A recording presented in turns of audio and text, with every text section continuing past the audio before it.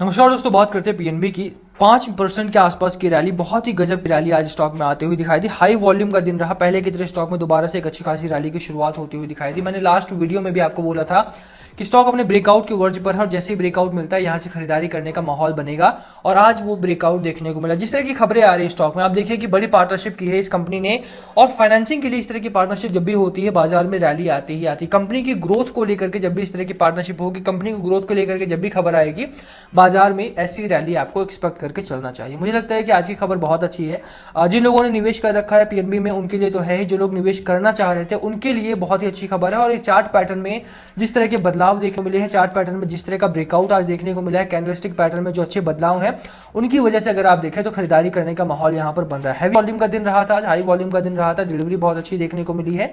यही रीजन है कि बाजार में आप देखिए कि अच्छी रैली भी फ्यूल हुई। ऑल टाइम हाई पर बाजार है आपका, और ऐसे में जो अच्छे स्टॉक्स है, जो स्टेबल कंपनीज है, उनमें पैसा लगेगा। जो अभी तक अंडर परफॉर्मर रहे हैं उनमें पैसा लगेगा, और यही रीजन है कि पीएनबी आज अच्छी खासी रैली के साथ शुरुआत हुई। और ये एंड नहीं है, यहां पर आईसीआईसीआई डायरेक्ट की टारगेट की बात करेंगे, जो रिसेंटली Q1 को लेकर के Q1 से पहले जो टारगेट आने स्टार्ट हुई है उनकी हम यहां पर चर्चा करेंगे। चलिए शुरू करते हैं इस वीडियो को। बट उससे पहले अगर आप चैनल पे नए हो प्लीज चैनल को सब्सक्राइब कर दो, हिट द बेल आइकन ताकि आपको नोटिफिकेशन मिल सके। चलिए स्टार्ट करते हैं। ओवरऑल अगर आप देखेंगे तो बाजार में इस स्टॉक को लेकर के चर्चा काफी थी, क्योंकि अंडर परफॉर्म रहा है। बैंक निफ्टी जहां पर ऑल टाइम हाई मार रहा था, वहीं पर पीएनबी में कोई बहुत बड़ी रैली देखने को नहीं मिली। अगर अभी भी आप देखेंगे तो स्टॉक में मैं आपको एक साल का रिटर्न दिखा देता हूं कि स्टॉक ने कितना रिटर्न दिया है आपको एक साल में, क्योंकि स्टॉक अभी भी अंडर परफॉर्म कर रहा था। यही रीजन था कि स्टॉक लगातार आपको हेडलाइन बनाता हुआ दिखाई दे रहा था। एक साल जिन्होंने निवेश किया उनके लिए 86% के आसपास का रिटर्न मिला। बट लास्ट 6 मंथ में कोई बहुत बड़ी रैली नहीं है, ये लास्ट 3 मंथ में कोई बहुत बड़ी रैली नहीं है। लास्ट एक महीने में आज की रैली को छोड़ दिया जाए तो पिछले कुछ दिनों में कोई खास रैली यहां पर देखने को नहीं मिली। वही रीजन था कि लगातार इस स्टॉक के ऊपर को लेकर के बातें चल रही थी कि इस स्टॉक में अब रैली आने की शुरुआत हो सकती है। जिस तरह से लगातार डिलीवरी बढ़ रही थी, डिलीवरी पैटर्न भी मैं आपको दिखाऊं साथ में, तो यहाँ पर डिलीवरी देखेंगे तो 40% से ज्यादा की डिलीवरी है। छोटा स्टॉक है, लगातार अंडर परफॉर्म रहा है, वहां से उसके बावजूद भी डिलीवरी पैटर्न लगातार बढ़ रहा था। हैवी वॉल्यूम के साथ साथ हैवी डिलीवरी भी थी यहाँ पे, और वही रीजन था कि लगातार ब्रोकरेज हाउसेस की तरफ से यहाँ पर बाय कॉल आना स्टार्ट हो चुके थे। अभी के लिए अगर आप देखेंगे जिस तरह का ब्रेकआउट यहाँ पर पैटर्न देखने को मिल रहा है चार्ट में, मुझे लगता है कि आने वाले दिनों में स्टॉक में आपको जो टारगेट्स दिए जा रहे थे उससे भी अच्छे टारगेट्स यहाँ पर देखने को मिलेंगे।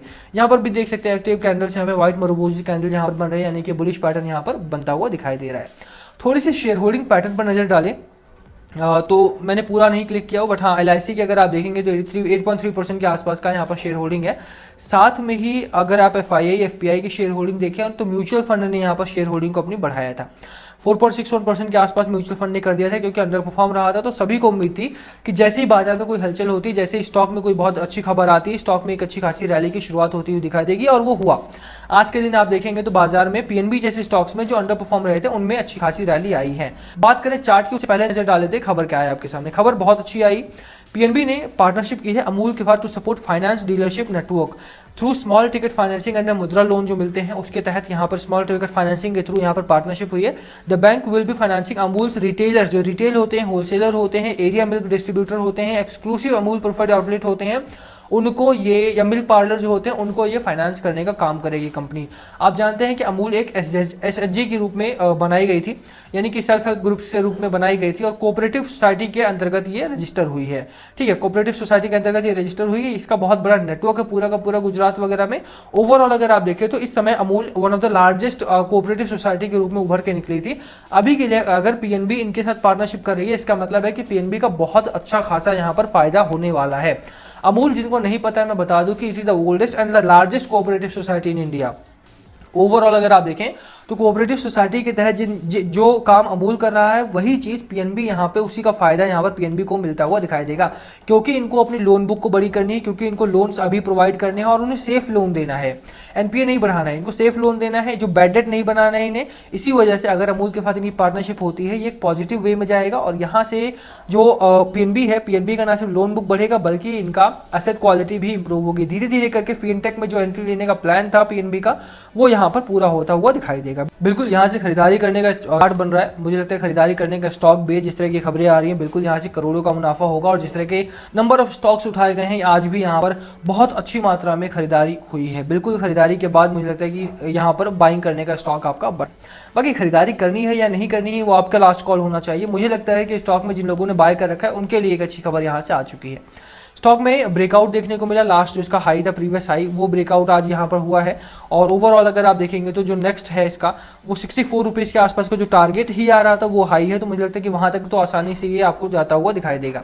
64 रुपये का टारगेट लेकर अगर आप खरीदारी करते हैं तो शॉर्टर पीरियड में मुझे लगता है कि 64 रुपये का टारगेट आपको आसानी से यहाँ पर मिल जाएगा।